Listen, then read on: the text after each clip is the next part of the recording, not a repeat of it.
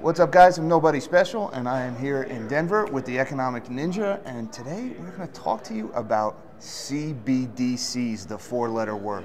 That's a super exciting topic because it's the one thing that most people in the precious metals realm say, I'm never going to touch it, I'm never going to use it, but they have no idea. You don't have a choice. Yeah. And real quick, if you're new to this topic entirely, CBDC stands for Central Bank Digital Currency. Now, the muckety-mucks in the financial system are going to try to sell you on this by telling you it's like Bitcoin. It's like their copy of Bitcoin. It is as far from Bitcoin as you can possibly get on the monetary spectrum. Yeah. Let me explain that actually. The reason why it's absolutely different than a cryptocurrency that is a decentralized blockchain is, first off, it's not decentralized.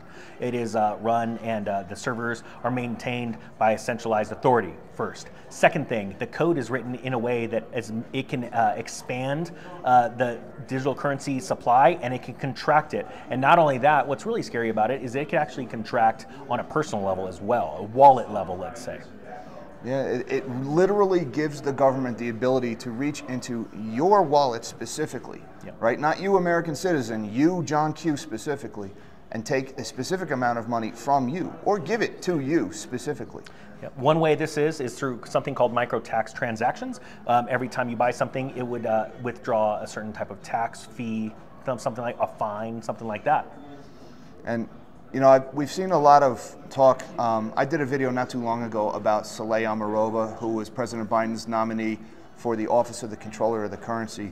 And she kind of tipped her hat a little bit, or tipped her hand, and showed us what she was really thinking and what the end game is. Because she was talking about having the Federal Reserve completely take over the banking system, which is pretty much what a CBDC would do. Yep. And she's been talking about how to use the banking system to directly debit or credit accounts. For example, if they need to engage in quantitative tightening, not just letting assets on the balance sheet of the Fed roll off, but actually reaching into your account and taking your digital dollars from you in order to control the money supply. They can. And you know what? Sorry, I'm grabbing this. One thing that we saw in the past was a petri dish, an experiment, let's say, in Cyprus, where we saw bank bail-ins through a financial crisis. And we were watching to see, and many people were watching to see in the financial world, how would they react? And we found out that they didn't react. And not everybody in the country had a bail-in. Just about 10% of the population, I believe it was, and they took it. And that's where we sit now, and that's what's really sad. So let me do this, if you don't mind. It's one thing. The one thing I want to say is you have no choice, and the reason why is because everything's going to go to this, right? The facts are you can't use Mexican pesos in America because nobody takes it, right? You can't go and get a loan in Mexico pesos or Chinese yuan or Canadian. I'm totally blanking out. Canadian dollars. Canadian dollars. Thank you. Oh, that was easy. Totally blanking out, but and then expend them and buy real estate in California, Nebraska, Idaho, right? Same thing with the central bank digital currency. What they'll do is a rollout plan where they inject a bunch of money, just give you free money. And it's like that first little tap of a drug. First one's free, second one's gonna cost you.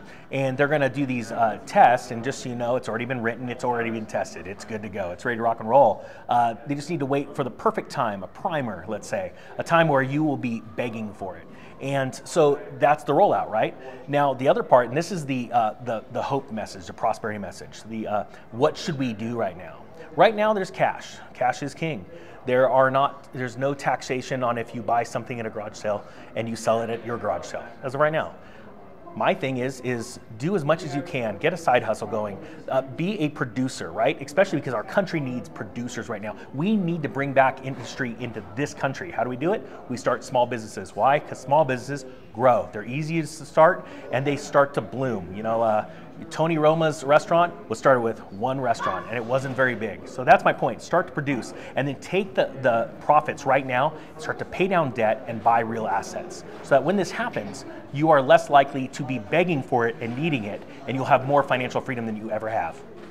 Yeah, you know, when you mentioned sprinkling a little bit, we've seen that before, right? With El Salvador, when they rolled out Bitcoin as a national currency, the first thing they did was they gave every El Salvadorian $30 in free Bitcoin. Yeah. Which El Salvador is one of the poorest countries in the world. $30 is a lot of money in El Salvador. Yep. So in order to accelerate adoption, they roll out the stimmies, and you know they give everybody a taste, and that's how they get you hooked. Now, I'm not dead set against Bitcoin in El Salvador, but that is a blueprint for how you might see central banks roll out a CBDC here in the States. It is, but remember, in El Salvador's situation, when they all got that money, that Bitcoin, that was directly taken from their taxes, right? So it was literally redistributing it directly, evenly, and fairly, right? That actually gained value against their currency and other currencies. Totally different than a CBDC rollout because it is a fixed unit of measure, and it's only measured against other central bank digital currencies values, just like Forex markets right now. So whereas that's total freedom because El Salvador can't just like shrink it back. They can't take it back. It's actually impossible. See, once you send, El Salvador's government sent you, a citizen, your Bitcoin, you have your own private keys. They can never reach in and get it. But a central bank digital currency is completely different. It is an absolute government takeover of your money. It's like having a little government in your wallet with you everywhere you go. And you can't see it right now, but I am breaking out in hives from head to toe just at the thought of this right now because I don't want to play. I don't want any part of CBDCs. And can I say something real quick? If you guys are watching Jack and Nobody Special Finance and you haven't subscribed yet, please tap that button because it takes a lot of guts to stand up and give you guys real information and real solutions. So if you can hit that subscribe button, I'm sorry, we really need great channels like this to keep growing because that's what Ninja Nation is all about, is finding talent and people that have the guts to stand up and to say something. And then you right now are voting with that subscribe button and that thumbs up. And we really do appreciate that. Thank you very much for that. And also, while we're on the subjects of CBDCs, it is not set in stone. We do not have to go this route. Nope. Okay, it's not done yet. It hasn't been done yet. They're telegraphing that they want to do this.